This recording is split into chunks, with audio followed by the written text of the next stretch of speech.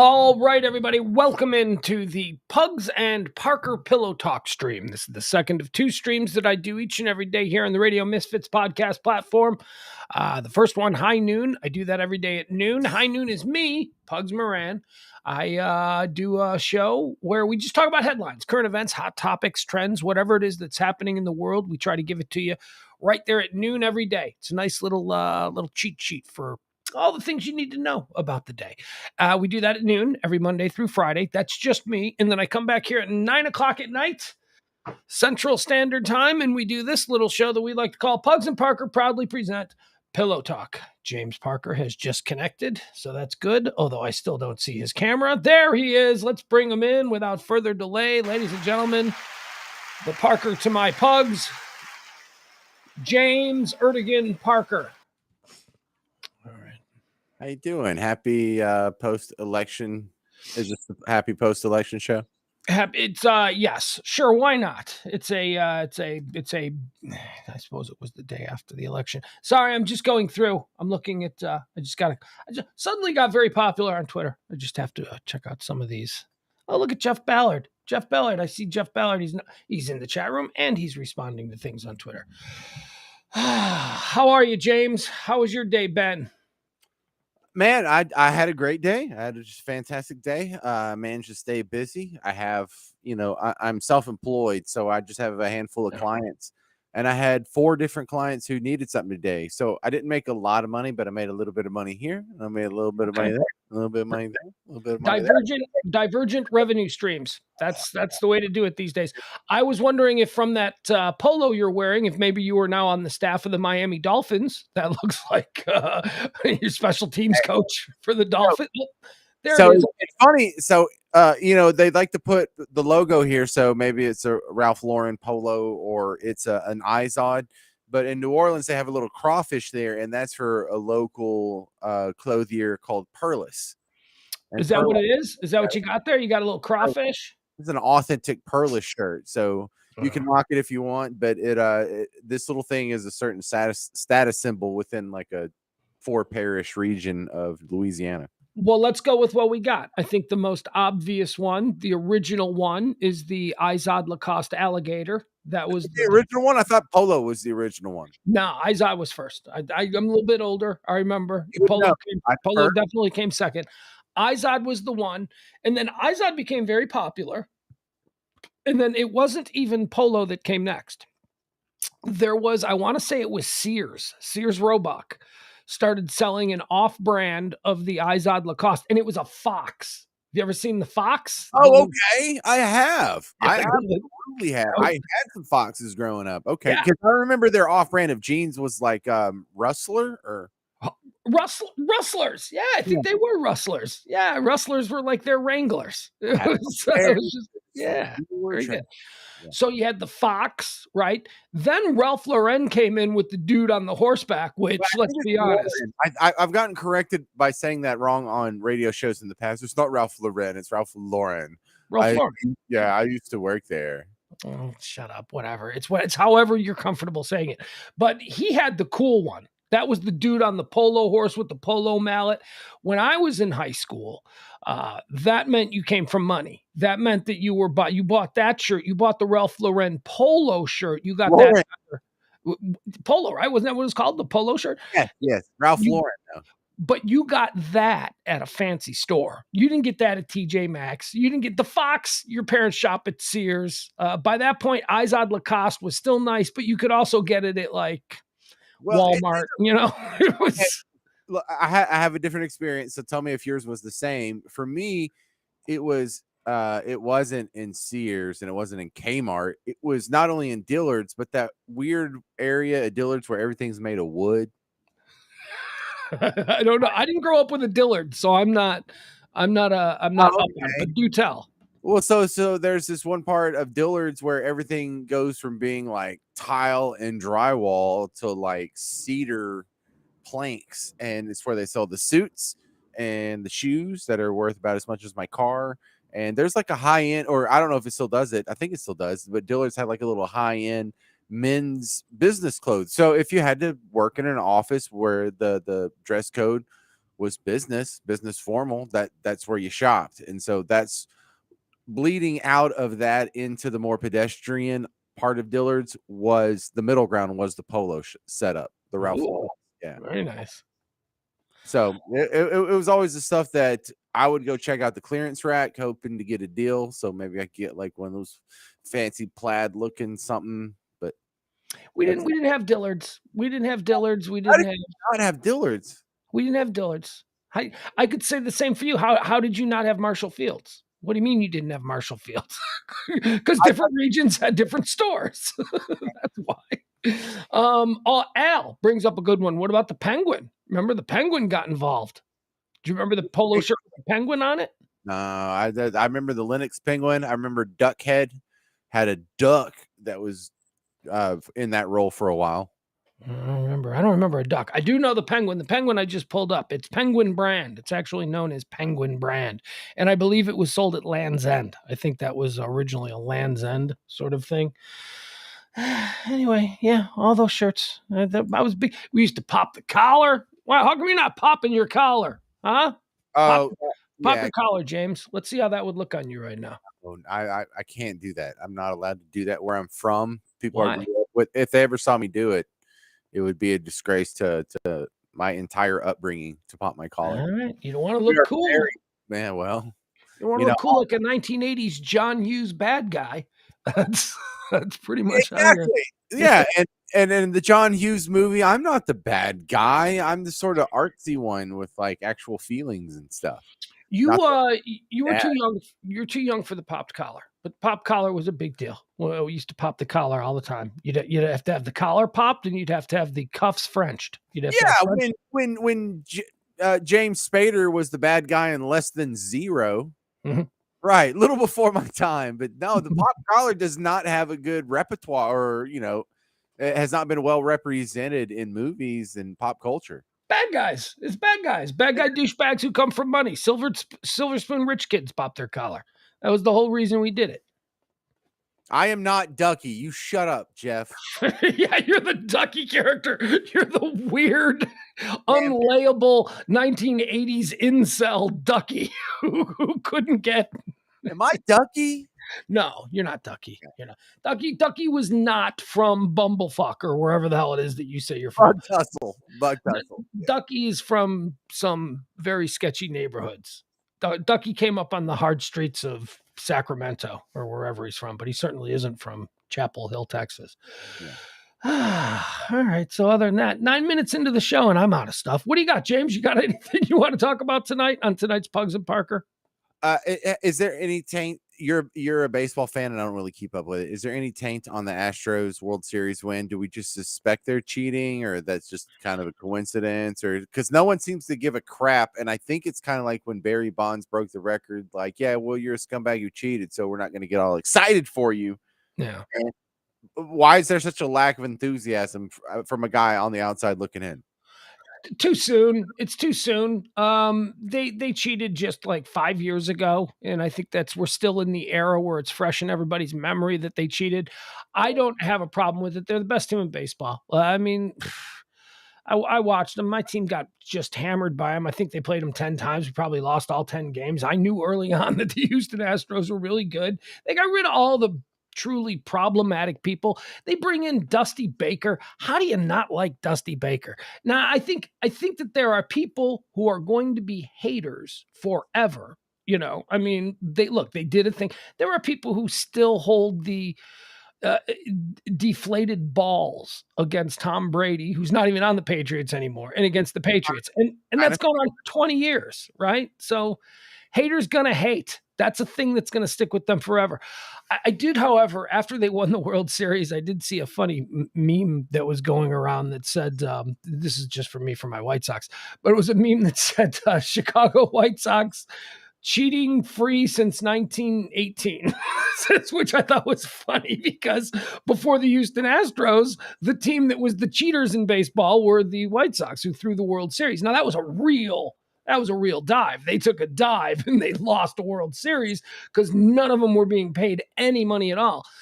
What the Astros did was a little bit different. They were trying to win the World Series. They were trying to cheat to win. The White Sox cheated to lose.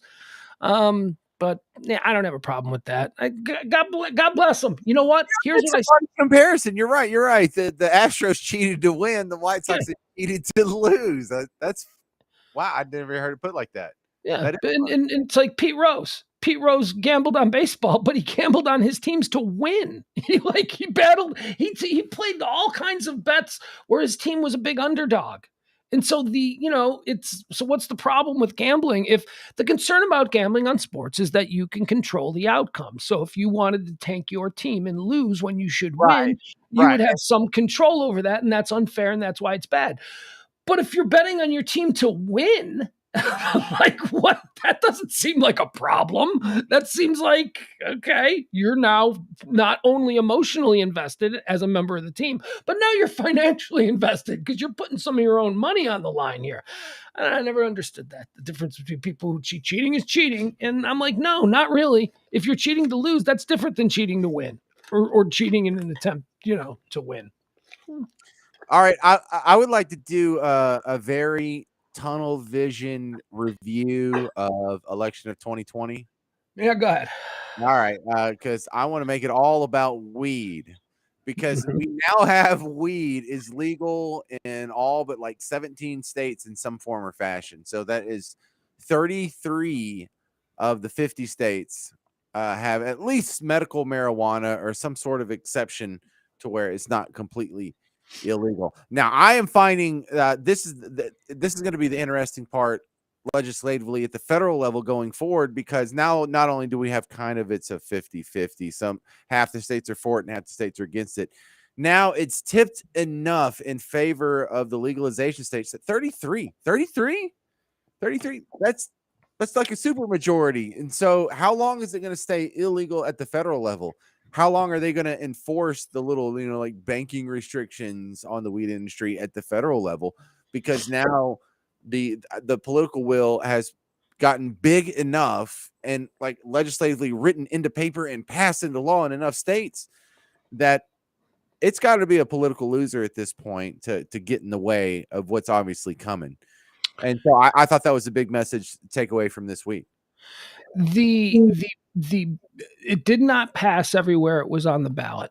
I think you are not making a distinction between medical and recreational. I do. I think that if you in 2022, if you don't have medical marijuana, then there's something fucking wrong with your state. If in 2022 you're not of the mindset that says somebody chronically dying of cancer, somebody with all this pain, you're still going to classify them as a criminal because in their last days they would like to anesthetize with a little bit of weed to take the edge off. If you're still battling that, fuck you, you're lost. I can't even deal with those states. The ones that I'm interested in are the ones that are taking the next step, which in almost all of them, not almost all of them already do have medical. And those are the ones that are going recreation. I think there's 17 of those, 17 states now that are recreational. I think this means 19 are 19. No, I think it might be 17 with the ones last night. Hold on, wait a second. Before Tuesday, 19 states. It was? Now, okay. Now Maryland and Missouri join the list. So I think we might be up to 21. 10 years ago, Washington and Colorado became the first states to legalize marijuana for adult use when voters approved ballot measures in 2012. Since then, a total of 19 other states and the District of Columbia have legalized recreational marijuana. So that's 19, 20, 21. That's 21 with the results of last night. Now, here's what was interesting about last night. Maryland and Missouri both approved it for recreational use. All right? Right. Maryland, whatever. Maryland is northeast. That's big urban. Probably should have been legalized before. Maryland is actually the beginning of the Mason-Dixon line. Maryland counts as a southern state in many people's. No, you can say technically from a geographical standpoint it does, but Maryland, especially, I've spent a lot of time in Maryland. Maryland is the northeast. Maryland is Washington, D.C., Baltimore, Philadelphia. It's that it is in that corridor. I hear you. It's in that corridor, right? So it's closer to the suburbs of Philadelphia than it is the suburbs of Macon, Georgia. You know what I mean? It's right.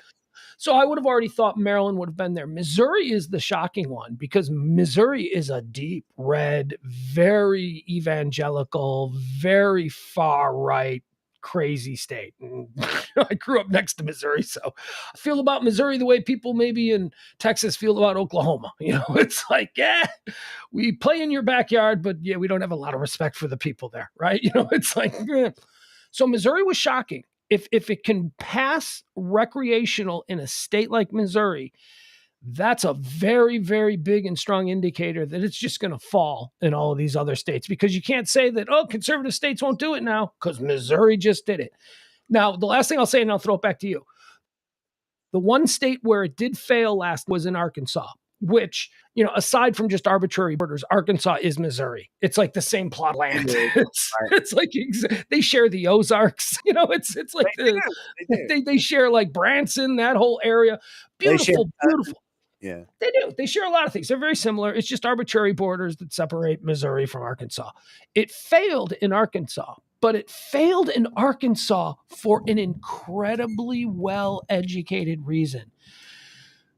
People like you and I who believe in the recreational movement for any number of reasons, for just personal liberties and for a boon economy, all of those things.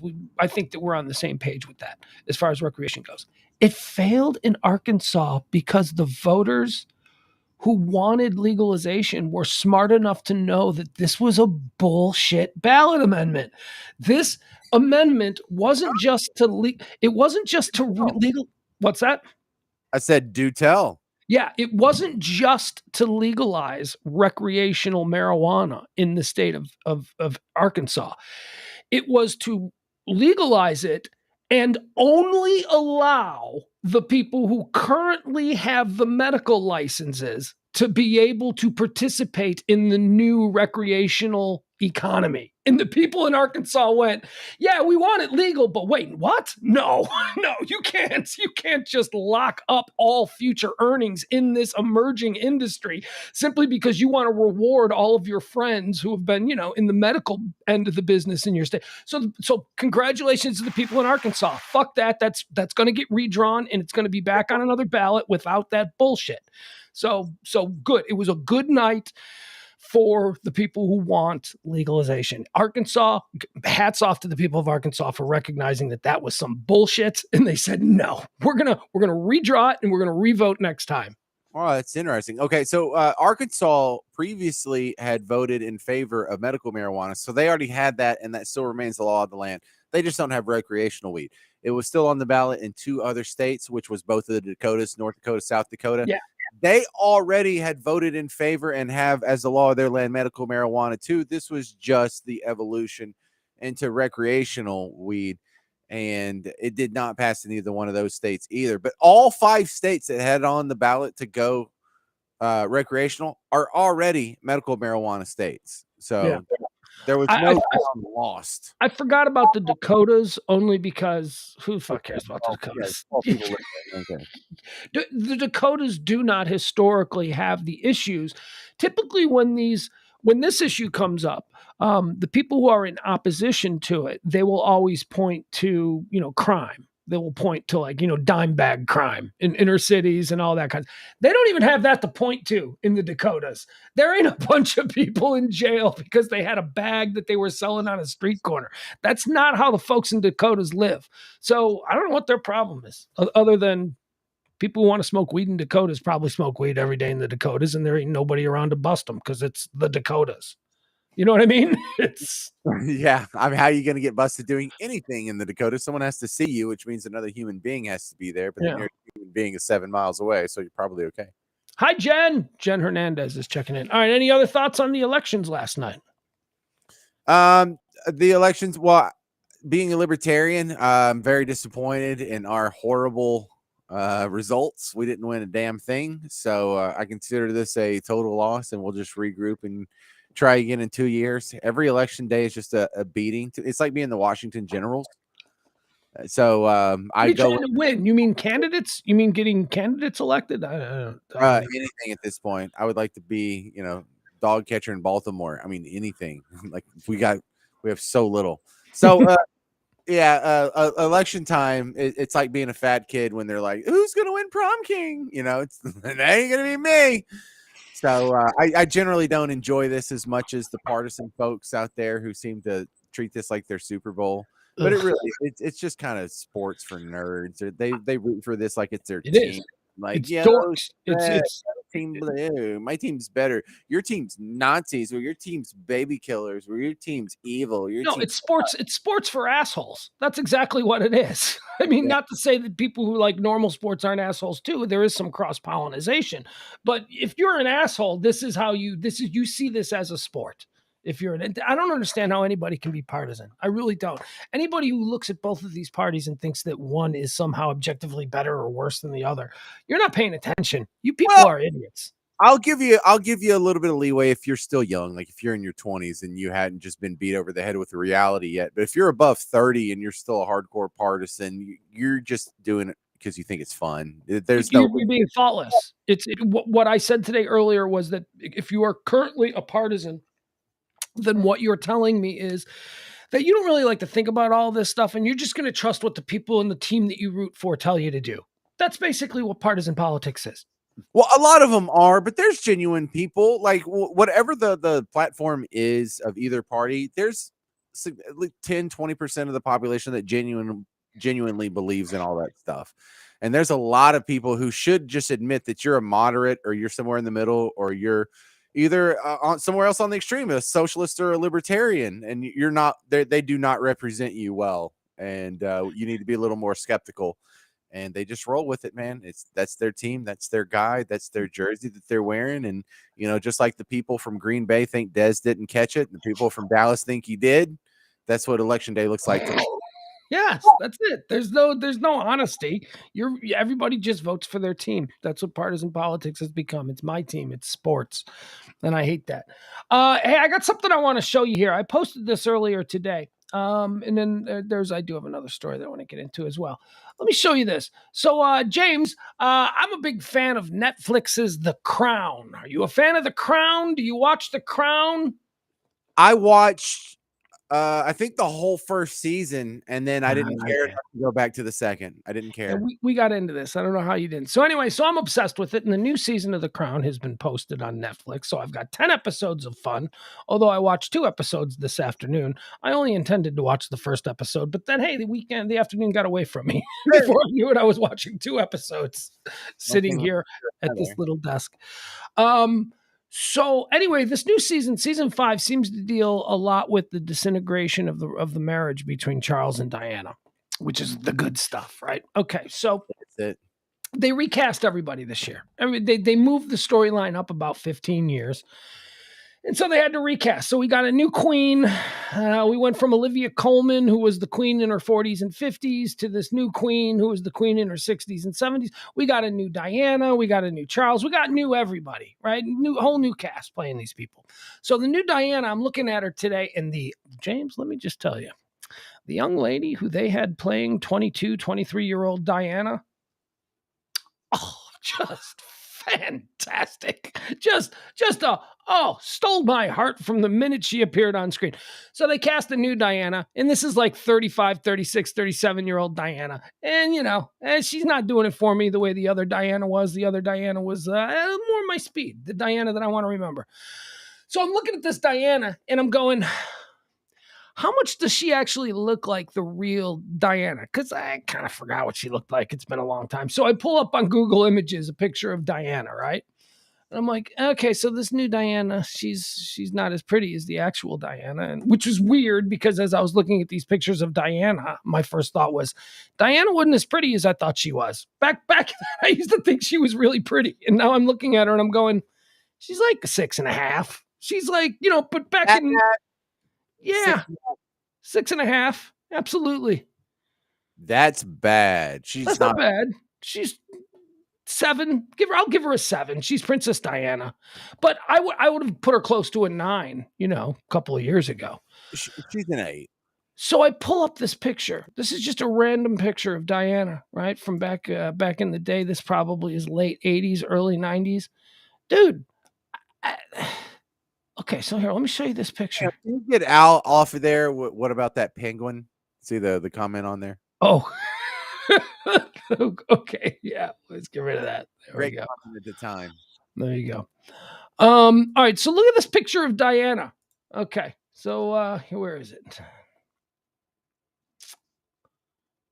Yeah. Oh, there it is. Okay. Booyah. All right. You see her there? Okay. Yeah, that's all right.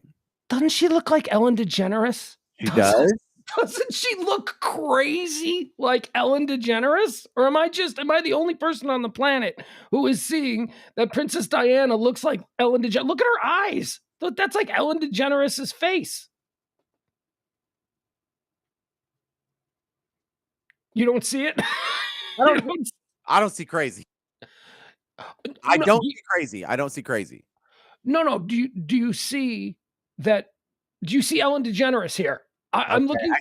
Man, I don't want to, but I see Ellen DeGeneres. You see Ellen DeGeneres, but it's more haircut than anything. It is a little bit of the jawline. It's the eyes. Well, no, it's not just the eyes. It's the shoulder pads. It's the big dumb buttons and the neckline, and that's not a very feminine outfit. And you know what? I've noticed a lot of whatever's supposed to be nobility is not very feminine either. And you know what?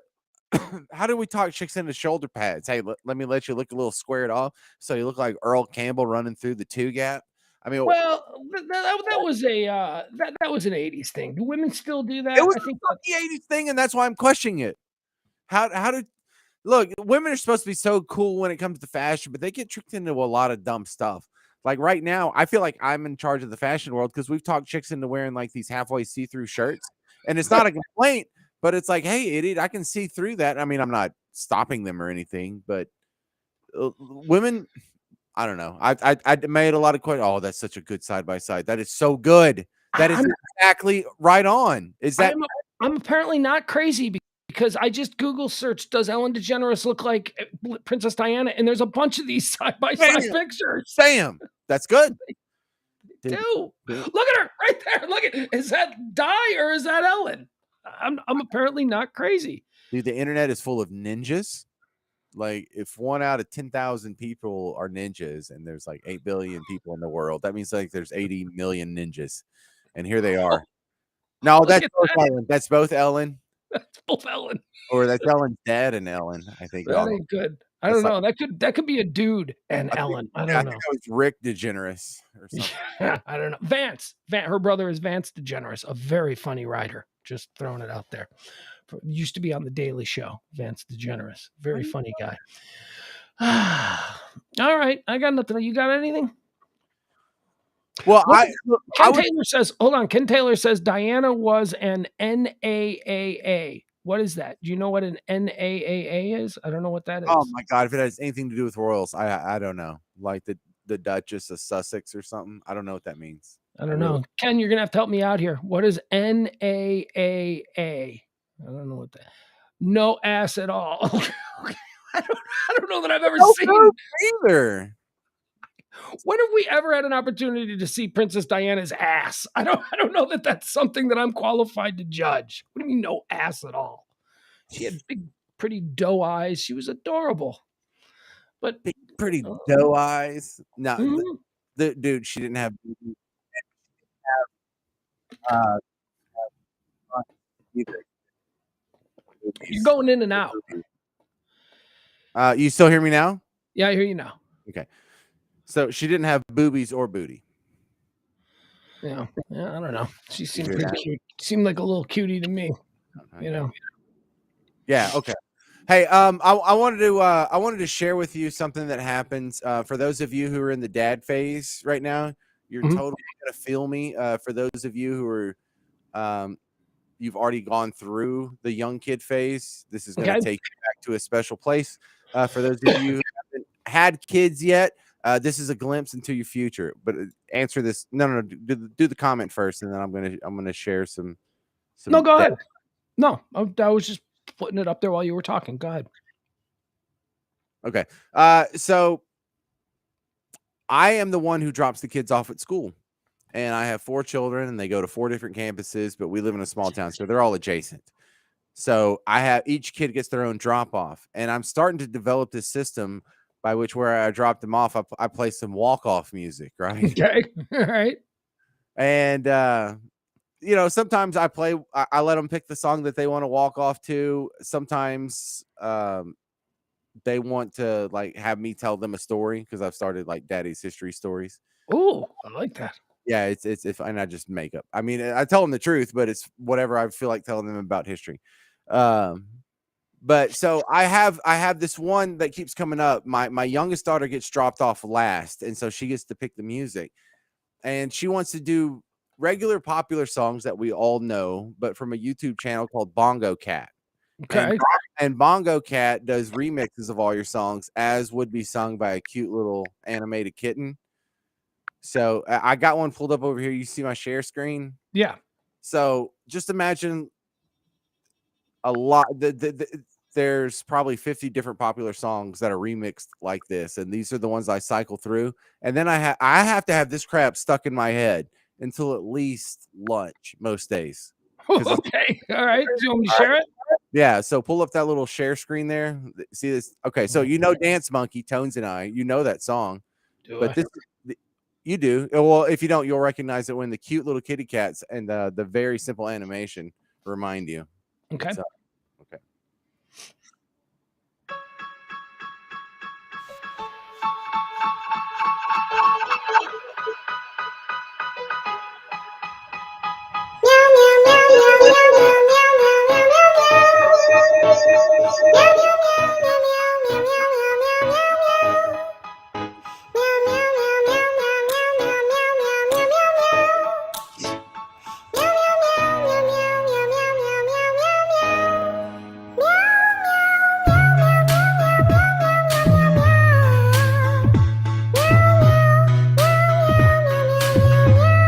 Oh, this would be your daughter's walk-off music? Yeah. All right. I like it. Seems good for a daughter. Okay. How much more of this must be listened to? All right, that's about all I can take. But do you know the original version of that song? Do you know I do not. You don't know the regular Dance Monkey? Dance for me, dance for me, dance for me. Oh my God. Should I? I don't spend a lot of time in like sketchy clubs. Well, it's not a sketchy club thing. It's I don't know. Some one of the number one songs. I don't go to dance clubs. I haven't been to a dance club in 5 years. It's not a dance club thing. Try this Maroon 5 song. Try this one.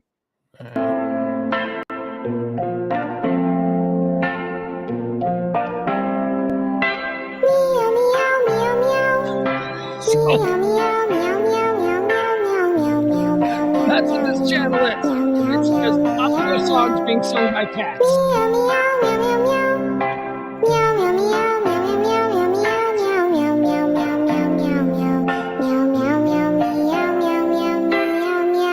Okay. Okay. Yeah. That's good. That's fine. So cute. I could throw up. There is so much good stuff on YouTube. I'm telling you. I said more. If I could only have one channel for the rest of my life, if they said, you know what, here's your punishment, you can only have one channel for the rest of your life, I'd be like, YouTube, because there's constantly going to be new stuff on there. I'm constantly going to find something, old TV shows, movies, whatever. Just give me YouTube.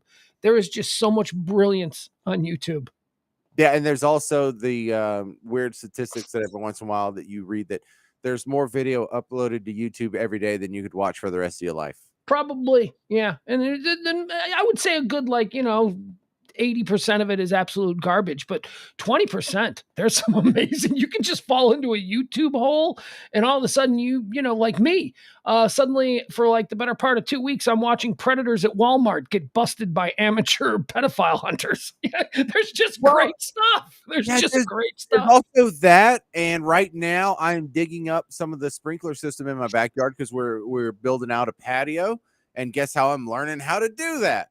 Wow. I am now a lawn sprinkler installation and YouTube. Heck, yeah, dude.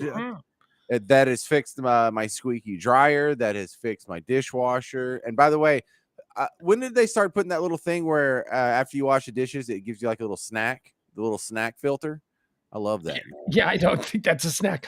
I'll tell you one, the craziest thing that I was able to use YouTube for back in Illinois. You buy these, the marijuana carts. Legal, totally legal. You buy the little carts and you put them in the vape pen and all that stuff. I got a broken cart once, and it cost me like $30 for the cart. And I didn't want to go all the way back to the store, so I went to YouTube and I just put in, "How do I fix a broken?" And then I put the name of the cart in there. There's a video. A video came up on how I can fix the cart, and I fixed the damn cart. Unbelievable. The stuff that you can find. Cartridge, like a little like vape pen cartridge. Getting back to the kid thing, I love that. I've always been a big supporter of the idea of embarrassing your child at any point. I don't do a walk-off song, but James, every time I pick up my son, I will, like, if I'm picking him up from school or after practice or something, and he's standing out front with his friends trying to act all cool, I will, before he sees me, I will roll down all the windows in the car, right? So that the windows are all down. And then I will slowly pull up with this song cranking. And I do it every time. Every time. This is how I pull up to pick up my kid. Every single time with the windows down when he's standing there with his friends.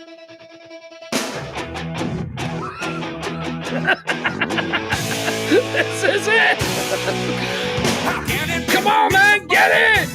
Dad, turn it down. I can't hear you from the cool jams. Get in. And then I put the Chevy Malibu in neutral, and I rev the engine. Come on, man, get in the car. So that's our inside joke. Simply irresistible. And he loves the song, so So yeah, I encourage anybody embarrass their child. Figure out a way to just humiliate them at every turn. It's fun. Why is that so fun? Why is that such a why do I enjoy that so much? I love making them go, "Dad, stop it." I know. I had a friend whose dad used to show up. My friend Jay lived close to the school, and his dad was a wealthy man of independent means, and sometimes he would find himself home at noon on a Tuesday, during a work week. And his dad used to show up for lunch. Like, he knew when his son's lunch hour was in school at the cafeteria, and his dad, on days when he was home, would just show up for his son's lunch, and he would go into the lunchroom and he would have lunch with his son. Now, doesn't that sound sweet? He would show up wearing a Speedo with a bathrobe and flip-flops. No, you can't do that. Yes, he did. And he did it on purpose. He would be just hanging out by the pool and be like, "Oh, I'm going to go grab some lunch for my kid's school." And he would get in his car and he would drive, and he would walk in flip-flops and a little Speedo bathing suit with a bathrobe pulled over it, and he'd sit down. Oh, the kids were humiliated, but we, the friends, we all loved him because he was like the most fun dad there was. He was like awesome. He was. It's like, hey, in the back of the fridge is some Bartles and James. If you got extra pizza boats and free milks for the whole table when Jay's dad showed up for lunch. Jay's dad would pull out the wallet and he'd pay for lunch. Yeah, I like humiliating my kids. Hey, I got a story if you don't have one. You got something you want to get into here? No, go ahead. Okay, so I know that you're a big fan of the football and the soccer. Oh, I'm so glad you want to talk about the World Cup, because I love this World Cup already and I haven't even started yet. So the World Cup, where is it? It's in Qatar? Yeah, dude, this is the most piece of garbage, corrupt, trash storyline to begin with, and it's only going to get worse. This has the potential to be one of the biggest World Cup disasters in the history of the World Cup. So I'm starting to hear. Yeah. So what's your understanding of the backstory? What did you want to ask me about the World Cup? Well, I didn't really want to ask you. There's a new documentary, I think, that was uploaded in the last couple of days on Netflix about the corruption that is FIFA and all that. It's the worst. Yeah, it looks really good, so I want to watch that. But I've been following these stories about the World Cup, and I'm going to let you stretch out because this is probably something that you know a little bit more than I do about. But I do know the ways of the world, and I know that Qatar is not exactly the most progressive place in the world. And there's an issue with the World Cup because people travel to the World Cup from all around, right? Everybody comes from all over. So there's concern about the gays who are showing up in Qatar to watch the World Cup. Because there are morality police there in Qatar, and apparently you can't be a gay dude in Qatar. So whatever. So here's the headline: gay football fans set to be offered safe houses in Qatar during World Cup. Now that's the headline, and I'm not going into the whole story, but suffice it to say that there are certain people who are willing to help gay World Cup fans who will be coming to Qatar and they want to stay being gay while they're in Qatar, that they're offering them safe houses, places where they can hide away and they can be gay. Here's my question. I'm a heterosexual guy. I talk all the time about this. I'm a pandemic virgin. I have not been with a woman since March of 2020. Don't tell me that. It's absolutely true. And I'm totally okay with it. So here, of course I should, James. I'm 53 years old. There's plenty of men who are my age who are totally fine. Trust me, I've had a lot of sex. I'm done with it. I don't want a relationship. I am totally fine with it. What's your point? Okay, look, that's not the argument I want to get into. But right. Sorry. That the point being, what gay guy can't go like a week without having sex? Like, why do you need, if you are a gay person who loves football, all right? We all know that the laws over there, well, the laws seem draconian. Of course they do. Nobody's for them, but they are the laws of that land. And that land, guess what? It's their turn to have the World Cup. So you've got to go. If you want to go to the World Cup, you got to go to a place that the ways you maybe are living in Argentina or, Paris or whatever, and can be frowned upon. You're telling me that they have to go to the extent to getting safe houses because gay dudes can't not be gay for like a week or so while they're at the World Cup? Doesn't this seem a bit... Look, here's the problem. The problem we all know is that these laws are a bit draconian, okay? But that's not our country. We don't live there. We don't have to live there. That's the way they do things. That's the way they're doing things. Wrong as you might think it is, that's their way. We have no right to tell them.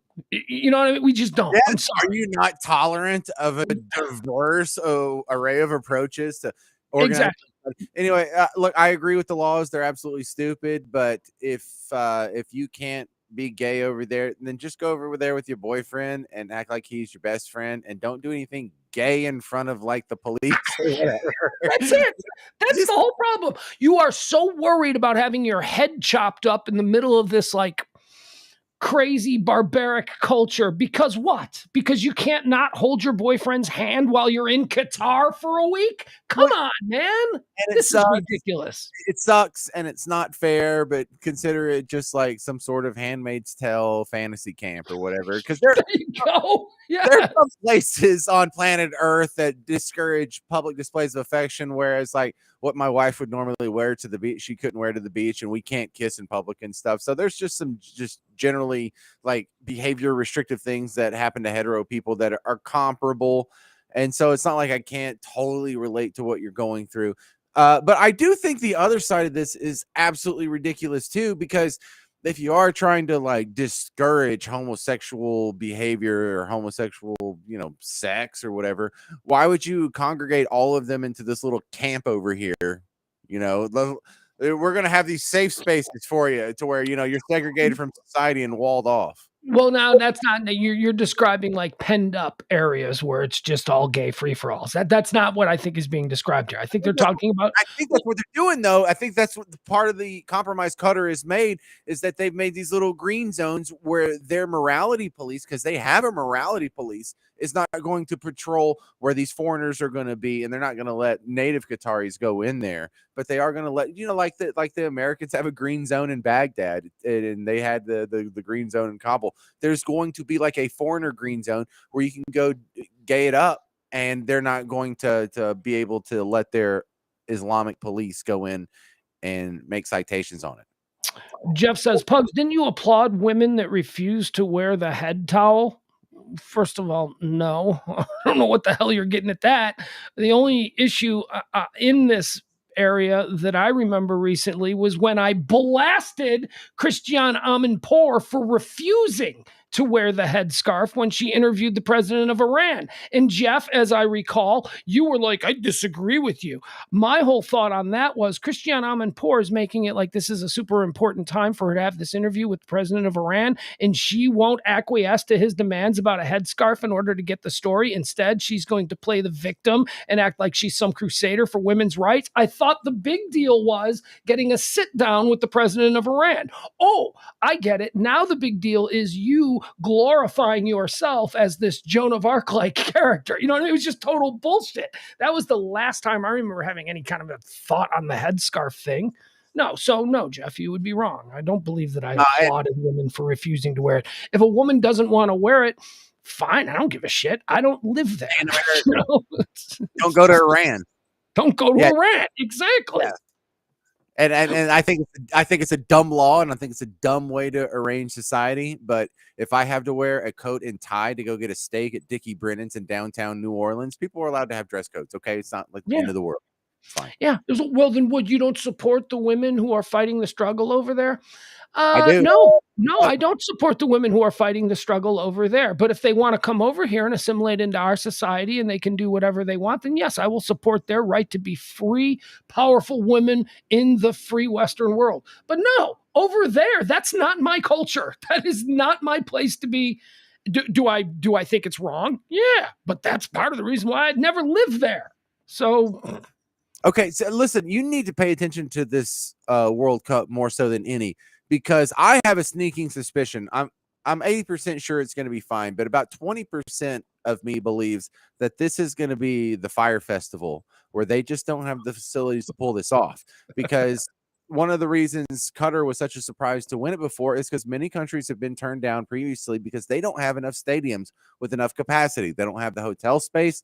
They don't have the infrastructure. They don't have the ability to host it. And like when Brazil hosted it, they had to build like 6 new stadiums. Even as big as soccer is in Brazil with the giant stadiums they already had, they didn't have what it takes. Now, when United States hosted it in, what was that, 1994, no problem. When Italy did it in 1990, no problem. When France did it in 98, no problem. Qatar doesn't have any stadiums that could facilitate a World Cup game. So they've had to build all of them since they got the bid, and we don't even really know if they're finished. Pugs. Yeah, actually, I saw a little thing on that over the weekend. What you describe is absolutely true. They didn't have the infrastructure for this. They were just awarded the games, and then they had to play catch up. But what they did was they built a whole bunch of stadiums that are temporary stadiums, and they're starting to be concerned that these things could collapse, that they don't know how well put together these things. Yes, this is the most corrupt World Cup, and that is a bold statement because every World Cup has basically been a race to the highest briber. Yeah. But this is finally when we could all just like enjoy, whether you like soccer or not. You might like watching this World Cup. You might want to watch this World Cup because very disastrous, dumb stuff might happen because the stadiums could collapse. There could be gays that get knocked on the head with a club. There could be a terror attack. There could be a kidnapping. There is not adequate security. It is in the hottest hot zone on planet Earth. It's just kind of like this little finger peninsula that's sticking out into the Persian Gulf. Like there's no tension there between Saudi Arabia and Iran and Syria and Kuwait and all the other fun stuff that happens to run through the biggest oil corridor on planet Earth. Oh yeah, just watch, and we're just like 2 weeks away. Let's go back to the Christiane Amanpour thing. Jennifer Hernandez says, but remember, weren't they in New York? As if that's supposed to change your journalistic integrity. Remember, the deal was she needed an interview with the president of Iran during this incredibly difficult time in Iran. Remember, the get was getting in a room with this guy. Okay. I don't give a shit if they were in New York. I don't give a shit if they were first of all, if they were over in Iran, then yes, you should probably absolutely do it.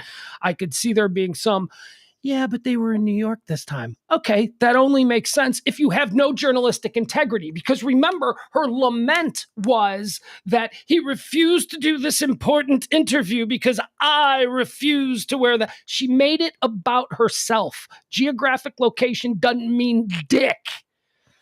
All right, there you go. She wanted the interview. She could have done what it took to get the interview because remember, she said getting this interview was very important to the women's movement. And then what did she do? She fucking shit all over the interview because she decided to make it about herself. No, I see, Pugs, though. A man can go to Taco Tuesday with his elementary kids in a Speedo and bathrobe, but Christiane Amanpour has to dress up like a nun and just Does she want the interview? Is she a pro or not? Is she a pro? Does she want to get, is, as she says, that interview incredibly important to the women's movement? If it was, put the fucking scarf on and do your job. But she didn't. She turned it into a big protest moment for her. And if you remember the staged photo of her sitting on the stage with the empty chair, because he obviously just suddenly didn't show up. It's not like they knew he wasn't going to show up and they posed that empty chair there. No, that was captured real. That was all legit. Stop it, you people. You people defending her. Like, Jeff Ballard has never in his life felt an urge to defend Christiane Amanpour until now. Now suddenly he's taking this other side. Please. You hate everything about her. You do, Jeff. I know you. I know you, Jeff. All right, what else? We got anything else? Oh, I got something else fun that we can watch. Are you ready? You want to see another car chase? We saw some road rage stuff last night. I got another one. You want to see a cool one? Let's go. All right. So this happened in the mean streets of the south side of Chicago just earlier this evening. And it is so weird. I'm not used to violence happening there. It's usually such a calm, collected place. Well, this isn't so much violence as it is just, man, this is the way the mean streets go. All right. So let me show you what we're looking at here. This is an intersection. Looks like it's a busy rush hour. This SUV was recently, within like a few minutes, involved in a shooting with an off-duty police officer. So an off-duty police officer was involved in a shooting with the occupants of this black GMC. So let's see what happens here. Okay, so then we see it. It's pulling up to the stoplight. It's in traffic. He just had a shootout with a cop. They're trying to get away. Okay. All right. See this white one over back here? No, I don't see it. Which one are you pointing at? Right, so the cops are starting to pull up. Okay. So there's a white CPD SUV right here in the back. He just pulled up. Now let's see the rest of them. All right. These are the bad guys. All right. Oh, here you go. All right. So here comes the one. Oh, so they pulled up on him. Yeah, you go. Get right in front of him. Here's another undercover. This guy back here with his lights going. Cop. All right. So they're pinning him in. Here comes another CPD. They got him. Okay, look at this, right? How's he getting out of this, James? Look at this. How's he getting out of this? He's not. This cop here, you see him? He's out of the car. These cops are getting out of the car. They're getting their guns drawn. These cops in this white one, they're going to get out of the car. All right, so now that we see how this played out, let's watch the entire thing as it unfolds, okay? Here we go, in real time. All right, he's pulling up to the light. Should we play the Benny Hill theme or something? There's no sound. He's just involved in a shooting of an off-duty Chicago police officer. There they go. They got him. Lights are going. They got him. He's pinned in. There is nowhere for him to go. Okay. Here comes the other one. Oh, now it's definitely over. He should have taken that opportunity to get. Oh, wait, what's going on? What? How the? What? Get the? How did he do that? Did you see that? See, here's the fun part is that we have been accidentally training millions of young men to get out of these tight car spots with just Grand Theft Auto and whatever these other games. But that's all I thought of is my training from years of playing Grand Theft Auto kicks in immediately. And I know how to get out of this. I know where to tap a car with my SUV to get it out the way. And they keep making it more and more realistic to where I think, when it comes down to it, how many young men, in America can get through a car chase in a shockingly adroit fashion. I think you'd be surprised to be millions of us. Millions. So here's my question. Here's my question about this, because, all right, so this cop right here, you see him in the red shirt. He's got his gun drawn. These cops have their guns drawn. At this point, am I wrong in assuming that at this point, this vehicle is now a deadly weapon? I mean, these cops are out trying to stop him. wouldn't these cops be in the right to shoot this guy? I mean, Oh, he's going to run. Look, this cop right here. Pugs, you know how guns work. There's crossfire there. If the guy in the pink on the left shoots, it goes through the bad guy's car and could hit his buddy over there in the white SUV. Okay, this cop right here, see him? This cop is in real danger. Can you see this guy? Oh yeah, that guy. See, he's got crossfire too. See, that's the problem when you surround him. The first thing on your mind is crossfire because you don't want to shoot through and hit Jeff on the other side or Scott or whoever is on your team. And so that's the first thing on your mind. And they're right to shoot. They shoot this guy dead. If we don't see this video, I'm like, what are they shooting that guy dead for? But now I watch the video and I'm like, that guy should have been shot. He could have killed those cops. He could have killed anybody. I mean, at this comes a deadly weapon. What are you gonna do? They did the right thing though. He didn't kill anybody, and they didn't have to worry about anybody being hit by a stray bullet because there was people 360 degrees around that guy at the time. Yeah, I guess. So all right. At him. I got nothing else, James. You got anything else? I'm gonna go back to bed and I'm gonna watch. I'm gonna watch a little bit more of The Crown, or maybe I'll watch that FIFA documentary. Maybe that's something that I'll watch. Dude, this World Cup is going to be an S show, and I am so hungry because the United States didn't make the last World Cup when it came around in 2018. It's very disappointing. And did we make this one? Yeah, we're in this one. We're in this one, and we're in a pretty good. I know the women always make it, but the men never make it. But go ahead, continue. Yeah, because we like oppress our women the least out of any country on the planet. But the World Cup's just going to be so different for every reason. You know, the World Cup's usually played in like July because it's held in a country that's not in the Arabian desert where it's 110 degrees. So they had to move it to November, number one, so they didn't kill the players. And so we're already starting off where we've never done the World Cup in November. This is already it's like playing the. Yeah, I was going to say this isn't normal, right? Isn't it normal? Because I remember when it was normal, and they didn't think about this beforehand. Like they gave Qatar the World Cup, and then said like a guy from the media, just like at the press conference where they announced it's like, hey, you know, the average temperature in Qatar in July is 112 degrees. Aren't you going to kill, you know, the Swedes that show up to play? Right. And they're like, oh, well, we're exploring, you know, the opportunity to perhaps, you know, change the date on when it starts. And no, they didn't think about any of this. They just, some rich guy who happens to be sitting on about $2 trillion worth of crude bribed the hell out of everybody on the FIFA committee. Mm-hmm. And so it didn't matter if they didn't have the stadiums. It doesn't matter if they don't have the hotels, the infrastructure, the airports, the media facilities, the freaking water desalination plants. They are not ready to host this. They just got a bunch of rich guys who sitting on oil money who wanted to have a big party, and that's all this is. And so they paid the right people, and now they got it. Yeah, it's like it's in November because I remember back in '94 maybe or whatever when it was in America. I remember that was in the summer. Every World Cup in history was in the summer. Yeah, that's like normal. This is like so. Would this be like sending the Miami Dolphins to play a playoff game in December in Green Bay? You know, I mean, it would just be like a total shock to their system. It would be like playing any NFL game ever in June. You'd be like, what are y'all even doing here? This isn't what we do. Because like it was weird when it was in Brazil a couple of World Cups ago because it's winter down there during the summer. But no, they got through it and it was, you know, it wasn't that big of a deal. But it was still done in like July and August, right? It wasn't in November, December, or whenever it is. When does it start? What is this? I don't even know what this November 20th. November 20th is when the World Cup kicks off. All right. And the USA has a pretty good shot to actually be a player in this one. And if you get out of the group stage, who knows what can happen? Just 1 or 2 good games and glory is at your feet. I know you don't care, but I care if they win. Right.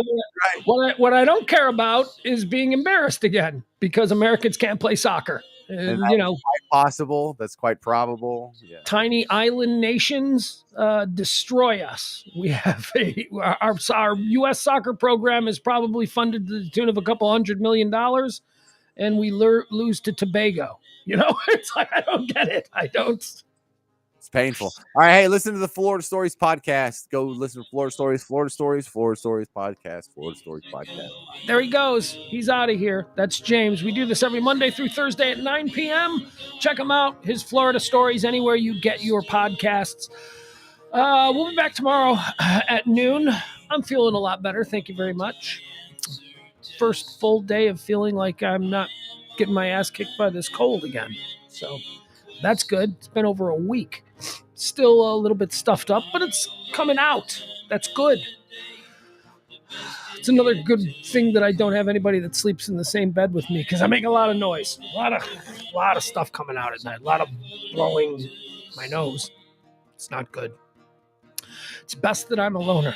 All right, we'll see you tomorrow at noon for High Noon with me, Pugs Moran. This has been Pugs and Parker proudly present Pillow Talk on the Radio Misfits podcast platform. Bye, everybody. See you tomorrow. Down the road I'll travel, far from the comfort nest. I am on a never-ending quest. Tomorrow is another day, the best is yet to come. I have found a different way, so baffling to some. I can smile a little now, things are going good. I always have